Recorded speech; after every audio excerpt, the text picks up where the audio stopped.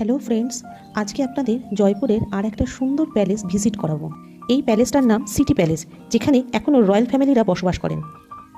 দেখুন এন্ট্রেন্সের দরজাটা কি বিশাল। ঢুকতেই বাঁদিকে টিকিট কাউন্টার, যেখানে দু রকমের টিকিট পাওয়া যায়। যদি আপনি মনে করেন শুধু মিউজিয়াম দেখবো তাহলে পার হেড 300 টাকা, আর যদি মনে করেন রয়্যাল ফ্যামিলিরা যেখানে বসবাস করছেন সেইখানে যাব তাহলে পার হেড 3000 টাকা। আমাদের হাতে সময় খুব কম ছিল, তাই মিউজিয়ামে টিকিট কেটে ঢুকে পড়লাম।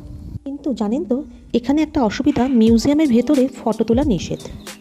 তাই বাইরের ফটো নিলেও ভেতরের ফটো তুলতে পারিনি। ঢুকতে ঢুকতে পুতুল নাচ থেকে মনটা ভরে গেল।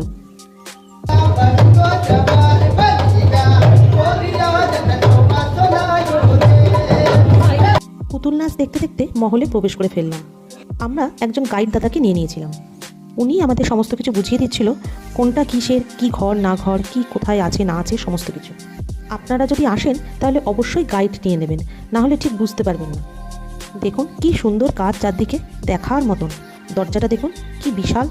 এখানে জানেন তো, বড়ে মিয়া ছোটে মিয়ার যে সিনেমাটা হয়েছিল তার শুটিং হয়েছিল। এই যে দেখছেন ঠিক এর সামনেই হয়েছিল। ওই যে দেখছেন সাদা রঙের যে প্যালেসটা, ওর ফার্স্ট ফ্লোর আর সেকেন্ড ফ্লোরে এখনও রাজা সবাই পদ্মাবহ সিং এখনও ওখানে বাস করেন। এটা যে দেখছেন এটা হচ্ছে দিওয়ানে খাস।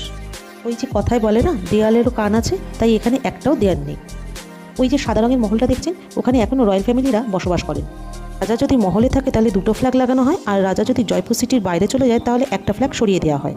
এখানে যে ফ্ল্যাগ লাগানো হয়েছে সেই ফ্ল্যাগের কালার কিন্তু 5টা, ইন্ডিয়ার মতন 3টে নয়, কেননা এটা ওনাদের প্রাইভেট প্রপার্টি। যুদ্ধে ব্যবহৃত অস্ত্রশস্ত্র দিয়ে কী সুন্দর করেছে দেখুন। এই যে রূপোর ঘোড়াটা দেখছেন, এটা অনেক রূপোর কয়েন গলিয়ে তৈরি করা হয়েছে। এই ঘোড়াগুলোর ওজন 345 কেজি, এইরকম দুটো আছে। এক একটা ঘোড়াতে খাবার জন্য 2000 লিটার গঙ্গা জল ধরে রাখা হতো। এই যে সামনেটা দেখছেন, এটাও কিন্তু হাওয়া মহল, যেটা রানীদের সুবিধার জন্য বানানো হয়েছিল। এখানে বসে রানীরা মহলের ভেতরে সমস্ত অনুষ্ঠানগুলো দেখতে পারত। এই মহলটার নাম মোবারক মহল। তখনকার সময়ে রাজা মহারাজাদের কাছে যেসব গেস্টরা আসতেন, ওনাদের প্রথমে এখানে রাখা হতো। এখান থেকে তারপরে মহলের ভেতর প্রবেশ করানো হতো। এটা এখন মিউজিয়াম করে দেওয়া হয়েছে, যার মধ্যে যুদ্ধে ব্যবহৃত জামাকাপড়, অস্ত্রশস্ত্র সংরক্ষিত রাখা হয়েছে। ওই যে সিঁড়িগুলো দেখছেন, ওই সিঁড়িগুলোর মধ্যে ছোট ছোট লোহার হুক লাগানো আছে।